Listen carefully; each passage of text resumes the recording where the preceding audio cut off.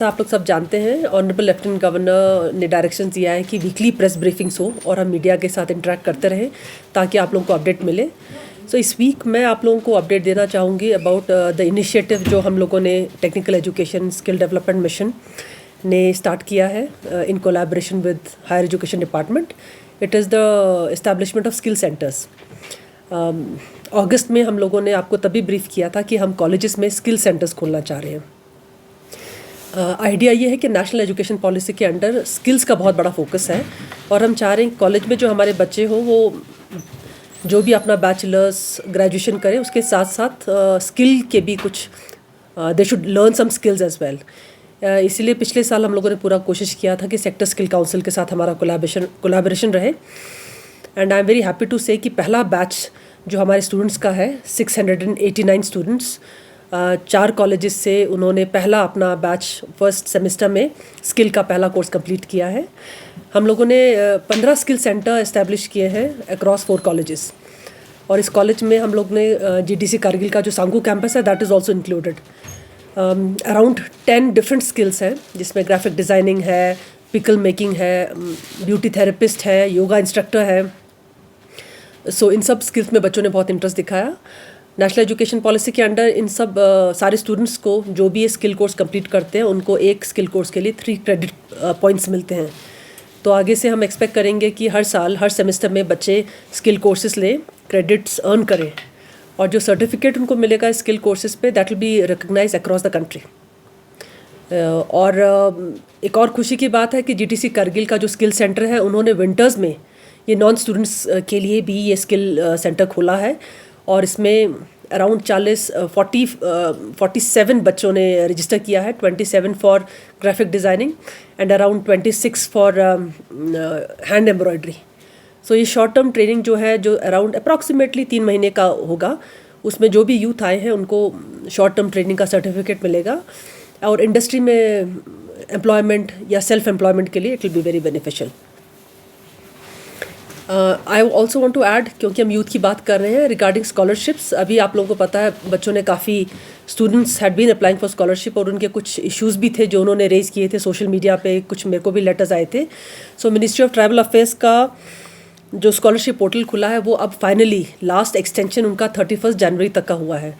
तो जो भी स्टूडेंट्स को कुछ डॉक्यूमेंट्स किसी के मिसिंग थे, किसी के आधार लिंकिंग नहीं था, सो उसको keeping that in mind the date has been extended to 31 जनवरी।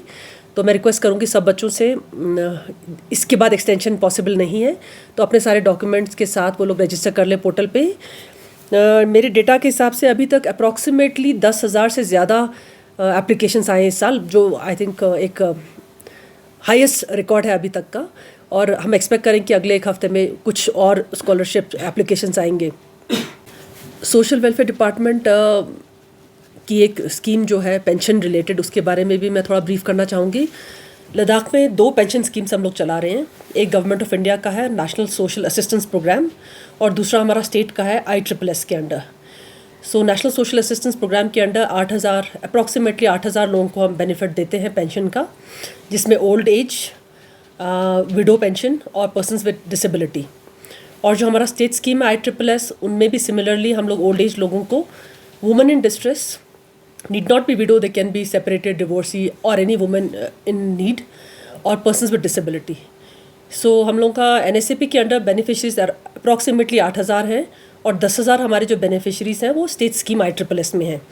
अभी 1 जनवरी से हम लोगों ने जो हमारे पेंडिंग एप्लीकेशंस थे 900 एप्लीकेशंस थे अराउंड 450 लद्दाख ले से एंड अराउंड सेम 400 करगिल से, तो उनको भी हमने क्लियर किया है। सो 900 एडिशनल एप्लीकेशंस इस साल हमने क्लियर किए हैं। तो अब मैं एज्यूम करती हूँ कि हमारा कोई pending application as on date नहीं है।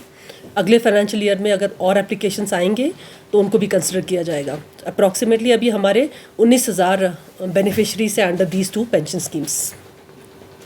और रिसेंटली आप लोगों को पता होगा स्टेट मैरिज असिस्टेंस स्कीम भी हम लोगों ने अमेंडमेंट किया है, जिसमें एक बहुत मेजर जो इनिशिएटिव हम लोगों ने लिया है कि अगर कोई पर्सन विद डिसेबिलिटी है जो एप्लीकेंट, चाहे फीमेल बेनिफिशरी हो या वो अगर किसी पर्सन विद डिसेबिलिटी से शादी कर रही हैं तो जो असिस्टेंस मिलेगा financial assistance under the state marriage assistance scheme that has been increase to 1 lakh. बाकी वुमेन के लिए who belongs to priority household या अंत्योदया AAY हाउस होल्ड में, तो उनको 50,000 का फाइनेंशियल असिस्टेंस मिलता है from the government. But those with persons with disability, उनके लिए ये स्कीम का जो अमाउंट है that has been increase to 1 lakh. Ma'am ITI के जब यहाँ पे बहुत सारे बच्चे जो हैं वो एडमिशन ले रहे हैं ITI ओके, तो उसमें ये भी एक इशू ये रहा कि जैसे थोड़ा और एक्सपेंशन की ज़रूरत है, क्योंकि SSC में बहुत सारे ऐसे कोर्सेज किए जा सकते हैं जो सर्टिफिकेट SSC के टाइम पे यूज़ हो सकता है, तो उस पर किस तरह के आप प्लानिंग कर रहे हैं? देखिए अभी हम लोगों ने डेटा एंट्री ऑपरेटर, क्योंकि उसकी डिमांड थी, तो शॉर्ट टर्म ट्रेनिंग हम लोगों ने स्टार्ट किया है। ले ITI में ऑलरेडी डेटा एंट्री ऑपरेटर का एक शॉर्ट टर्म ट्रेनिंग है, क्योंकि बहुत ज़्यादा डिमांड थी SSC में जो हम कहते हैं सर्टिफिकेशन। सो इसके लिए डेटा एंट्री ऑपरेटर का कोर्स हमने स्टार्ट किया। तो शॉर्ट टर्म ट्रेनिंग हम लोग इंट्रोड्यूस करते रहेंगे डिमांड के हिसाब से। जो लॉन्ग टर्म इनका ट्रेड है, जैसे 1 साल या 2 साल का ट्रेड होता है ITI में, उसको स्टार्ट करने के लिए एक डिसीजन लेने के लिए अप्रूवल LG का चाहिए होता है। बट आप लोगों को जैसे पता है पिछले 2022 में हम लोगों ने स्टार्ट किए थे 2 ट्रेड्स, हॉर्टिकल्चर एंड फ्लोरिकल्चर का, क्योंकि यहाँ की डिमांड थी और स्कोप भी बहुत ज़्यादा था। सो अभी हम इस साल भी हम एक कमेटी बैठ के एग्जामिन करें कि कौन सा हम लोग ट्रेड इंट्रोड्यूस कर सकते हैं। अभी ऑनरेबल एग्जीक्यूटिव काउंसलर छुस्पिल साहब ने सजेस्ट किया था कि हम लोग ड्राफ्ट्समैन का क्यों ना स्टार्ट करें, क्योंकि बहुत से यंग कॉन्ट्रैक्टर्स हैं जो कॉन्ट्रैक्टिंग फील्ड में जाना चाहते हैं। इतना सारा हमारा कंस्ट्रक्शन हो रहा है, तो एक अगर ड्राफ्ट्समैन का हम कुछ कोर्स स्टार्ट करें, सर्टिफिकेट कोर्स 3 मंथ्स का, सो उसका ऑप्शन हम लोग एक्सप्लोर कर रहे हैं। तो उस हिसाब से डिमांड के हिसाब से जो आएगा, शॉर्ट टर्म ट्रेनिंग स्टार्ट करने में कोई इशू नहीं है, बट लॉन्ग टर्म ट्रेनिंग अगर करना है उसके लिए हमें क्लियरेंस मिनिस्ट्री से चाहिए होता है, DGT से, MSDC से, तो that takes a little longer. जैसे पॉलिटेक्निक में मैंने आप लोगों को शायद ब्रीफ किया था लास्ट टाइम, हम लोग मैकेनिकल इंजीनियरिंग का डिप्लोमा स्टार्ट कर रहे हैं, उसका अप्रूवल LG सर से आ गया है। Now we have to take clearance from AICTE, क्योंकि NOC AICTE से एफिलिएशन के लिए अप्रूवल आना चाहिए।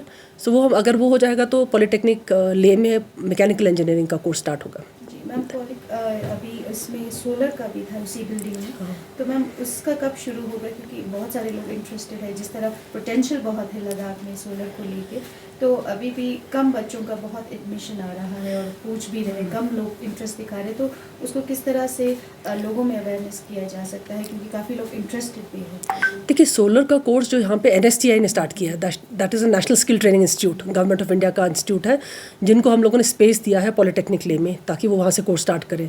ये कोर्स स्टार्ट होकर भी 1.5 साल हो चुका है, तो कुछ चैलेंज रहा है, उनका एनरोलमेंट कम रहा, और हम लोगों ने काफ़ी कोशिश की कि हम पब्लिसाइज़ करें। NSTI ने भी इसको पब्लिसाइज़ करने की कोशिश की है। द थिंग इज़ कि किसी भी स्किल कोर्स में एक आइडियल स्ट्रेंथ होता है 25 to 30, उससे ज़्यादा लेंगे तो प्रैक्टिकल पॉसिबल नहीं है, because it's not like a theory class, it's a practical class. So उनका स्ट्रेंथ एट अ टाइम 30 ही रहेगा, बट येस वो 30 में भी शायद कमी है, पूरा 30 शायद वहाँ पे अभी तक इंक्लूड नहीं हुआ है। सो एक मीटिंग मैं ले चुकी हूँ उनके जो असिस्टेंट डायरेक्टर हैं, और उन्होंने एश्योर किया था कि इस साल जो एडमिशन होगा वो that will B full admission this year, क्योंकि वो काफ़ी पब्लिसाइज़ करेंगे। और मुझे लगता है देखिए अगर बच्चे नहीं आते हैं, थोड़ा हम लोग को देखना पड़ेगा क्या रीज़न है। एक बार हो सकता है इन्फॉर्मेशन की कमी हो, और क्या एक्सेस हो सकता है इशू हो कि वहाँ तक जाने के लिए क्या गाड़ी या पब्लिक ट्रांसपोर्ट है कि नहीं। सो वो सब चीज़ें हम लोग ध्यान रखेंगे, but yes publicity is very important, and I think media will be a good partner for us to publicise any such course. Ma'am ITI के इंफ्रास्ट्रक्चर पे किस तरह से ध्यान दिया जाएगा? देखिए ITI में आप लोगों ने लेटेस्ट कब आपने विजिट किया ITI? तो एक्चुअली हम लोगों ने I think more than 60-70 crore का हम इन्वेस्टमेंट कर रहे हैं ITI में। अगर आपने देखा होगा ले में बहुत से बिल्डिंग नए आ रहे हैं। एक ITI को वाइब्रेंट होने के लिए ज़रूरी है कि उनके वर्कशॉप्स बहुत अच्छे हों और लेटेस्ट इक्विप्ड हों। अब हम लोग इक्विपमेंट के लिए फंड्स अच्छे फंड्स हैं हमारे पास, बट इंफ्रास्ट्रक्चर नहीं था, तो इसीलिए पिछले 2 साल हम लोगों ने इसी पे फोकस किया कि वर्कशॉप बने। अच्छा खासा इन्वेस्टमेंट हुआ, अगर आपने भी जाके देखा होगा। और ITI ले का जो कैंपस होगा, मुझे लगता है आप लोग सब जब by the end of this year जब आप लोग विजिट करेंगे, everybody will be proud. It is an aspirational campus कि ITI के बच्चे भी will be happy to go to this campus. हम लोगों ने लैंडस्केपिंग भी किया है, कैफेटेरिया, ओपन एयर थिएटर, वो सब करके। और बिसाइड्स दैट जो टेक्निकल रिक्वायरमेंट है कि लेबॉर्ट्री, वर्कशॉप्स, क्लासरूम, ये बिल्कुल updated latest state of the art होगा। आप लोग I think it will be visible to all of you. As far as ITI Kargil की बात है, देखिए ITI करगिल में बहुत चैलेंज है कि स्पेस बहुत कम है। वहाँ जितना भी हम इन्वेस्ट करना चाह रहे हैं, it is very difficult to expand. अब उसी लिमिटेड एरिया में कुछ फिर भी इम्प्रूवमेंट रहा है इंफ्रास्ट्रक्चर में। But last week I had called on the honourable chairman LAHDC Kargil, और उन्होंने अश्योर किया कि they will provide some good space, good land for shifting ITI Kargil, क्योंकि ITI कारगिल अगर हमें एक नया लैंड मिलता है, अगेन एज जो मैं कहती रहती हूँ, it will be a model ITI। हम लोग ऑलरेडी उसके डिज़ाइन पे काम कर रहे हैं, और अगर लैंड इस साल मिलता है तो काम शुरू हो सकता है इस साल। मैडम, पहले जो सोशल वेलफेयर के थ्रू जो पेंशन स्कीम्स मिल रहे थे उसमें बहुत सारे पेंडिंग रह जाते थे, क्योंकि एक कोटा फिक्स हुआ करता था। जी, तो जी। अभी कोई कोटा नहीं होगा, जो रिजर्व में होगा उसको मिल जाएगा।